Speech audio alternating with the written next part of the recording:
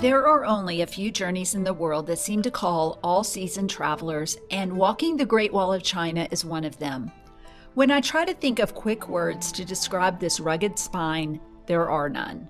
Because what few words can possibly tell a complete story of protection, passage, perseverance, and peace? There simply aren't any. All I know is that we wanted to stand there again and listen to the wind echo its secrets and be reminded of how small we feel when surrounded by something so grand. We're John and Bev, and we are the Retirement Travelers. If you're just finding us, we are an American senior travel couple who are on the adventure of our lives. We're traveling China, Japan, and South Korea on this leg, so hit subscribe and follow along on our little travel log. We are a few weeks ahead of our videos, so if you're wondering where we are in the world, we keep our Instagram updated to our current location, so follow us there. This week, we left Xi'an and made our way to Beijing, once again on a high-speed train in business class. Have we said lately that traveling China by rail has been one of the best decisions of this entire adventure? Because it really has. The comfort, the efficiency, the thoughtful service, each leg of the journey has been nothing short of fabulous. And just when we thought we had seen it all, this particular ride gave us one of the most charming encounters of our trip. Sometimes as we travel the world, we meet someone who makes a lasting impression, someone we'll talk about for years. On this day, that someone was Ivan. He and his mother were traveling together. About an hour into our trip, a small head popped over the back of the seat holding a small notebook. Ivan had drawn us, the Retirement Travelers. It was precious. Thank you, Ivan. You're unforgettable. We continued our 4.5-hour journey, sometimes reaching 200 miles an hour, and eventually rolled into Beijing, a city we had previously visited with our 3 daughters when they were in college. Once on the ground, we needed to navigate to our hotel through the subway. We're a different place. We need to go 1 on the green. Okay, that's line 9. And then just a few on the red. Okay, there it is, right there. And it says this way. Walk through June, yeah. That's the one. Yep, okay. We're getting pretty darn good at WeChat. So these are little plastic cards, and when you go through the scanner, you just tap them, and then when you get to where you're going, you stick them in, and then it opens the gate for you to leave, and then they reuse these. The library. We want to go north? North. We want to go to National Library. It ends right there. One stop. Okay, changing lanes. Heading to red. All right, get our leg workout in. Yeah. I'm working at it. Heading to the red line. I think. This must be rush hour. Gonna do it. John is climbing the stairs. It looks like it's maybe 4 floors high or 5 floors high. And he's gonna run it. He's running. He is running. Oh my goodness. He's a machine. And this just tickles his little heart. He just loves it when we come up to stairs. I'm out of breath. It's hard to pack. Okay, now, where are we going, babe? Come on, keep up. You're slow. We made a good move. I know. Not doing that one. We continued to walk to our hotel, the Grand Hyatt. Familiar, fabulous, and once again, we lucked out with an upgrade. Travel hacking our chase points has really paid off on this trip. Since we'd already checked the Forbidden City off our list on the previous trip, we turned our sights toward places we hadn't explored before. Our first stop was the Summer Palace, located on the northwestern outskirts of the city. We hopped on the subway, made a couple of transfers, and eventually arrived at the sprawling complex. As a bonus of being over 60, we flashed our passports at the gate and were waved right in. Another perk of aging like fine wine. They wanted their picture taken with us, They're adorable. and we wanted our picture taken with them too. Right. Originally built in 1750 and rebuilt after being nearly destroyed in 1860, the Summer Palace became the main summer retreat of the Qing emperors. Okay, the Summer Palace is rocking it so far. What a place. Very hilly. Temples built up on top of rocks. I love this place. It's really beautiful here. The green and gold glazed tile is so beautiful. This is kind of one of my favorite combos, actually, Yeah. gold and green. The centerpiece is Kunming Lake, which was hand dug by 100,000 laborers.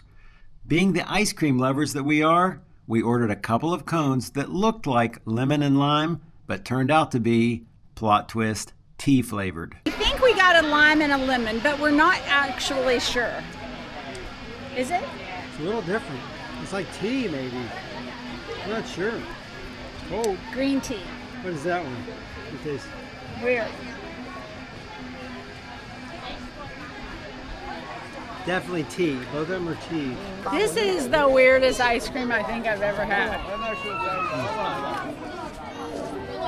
But people are gobbling it up. I saw a drink in there that was something with coconut, and that looked really good. Should have gone with that. But I think I'll eat this because we paid good money for it. We did. As we wandered around the lake, we bumped into several lovely travelers who follow our channel. It was such fun to chat and take photos in a place that feels almost too beautiful to be real. After several hours of strolling the palace grounds, our legs were begging for mercy.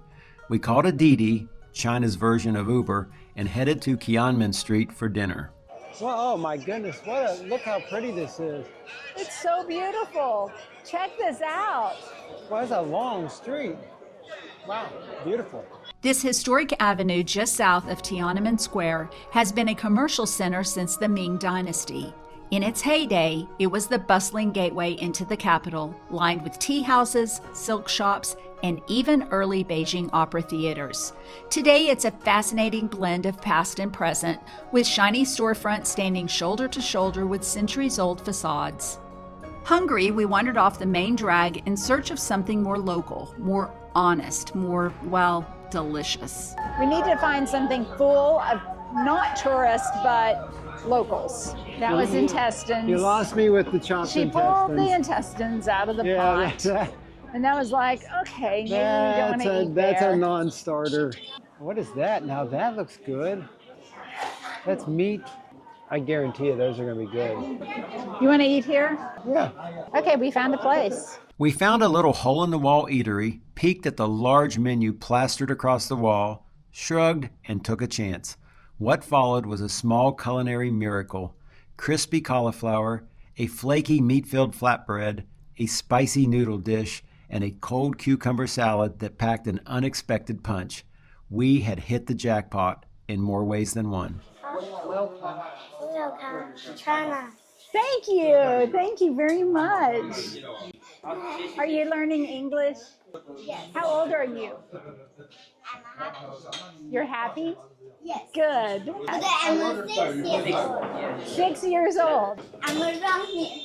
You're running? Yes. Oh, Good job. awesome. Seated next to us was a lovely family with 2 small children. The kids shyly practiced a few English words while the proud parents offered gentle encouragement. John, in his usual way, pulled out 2 American dollar bills to share with the kids, a small souvenir and a big hit. In return, the parents gave the children yuan to gift back to us. A tiny cultural exchange wrapped in kindness and curiosity, another memory made. And It was darling. They were the sweetest things, and you could tell that they were learning English. Yep. They could tell us how old they were. They could say things. She said, I'm running, I'm jumping. There were words that she knew, but it was the best experience sitting there in that restaurant with them. another example of why travel is so special. We just loved it. We will always remember this night. We couldn't visit Beijing without another visit to China's most iconic site, the Great Wall. 12 years ago, we visited the Baldeling section with our daughters, and walking the train platform reminded us of that trip. Last time we were in this railway station, we had to run for our seats because there were no assigned seats. And it was one of our favorite travel memories. You can go to our website and you can read my account of it. I'll leave a link below for it. Remember that? I do. That was a fun memory. The high-speed train took only 30 minutes, and once there, we wanted to take the cable car to the top, but since it was closed due to high winds, we took the funicular. We love funiculars, and while this didn't take us to the very top, it enabled us to explore a different section. There is another hill over there. Big hill. I don't know if we want to do that. That's where the cable car goes to, but I don't know if it's open. I don't think it's open. There's people coming back down. But how did they even get there? They walked up the hill. Wow. We can't be sissies. We're gonna walk a little bit. We're gonna walk. Yeah, we're definitely gonna walk some of it. We got time. We have nothing to do other than walk on the Great Wall. I know, you aren't gonna give me a little break. Yeah, I'll give her some hill assist. That's it. She'll get 10 minutes of hill assist. Maybe 15. How about as much as she wants? There you go. The Baldling portion of the wall was first built during the Ming Dynasty around 1505, and it was designed to protect Beijing from Mongol invasions. Today, it's the most visited section of the wall, fully restored and camera ready. From the top, the stonework snakes along the mountains like a dragon with a plan. The descent was a little trickier: steep, uneven steps, a slick path, and handrails clearly designed for toddlers. It's a cliff. Like, I don't even know how you get down.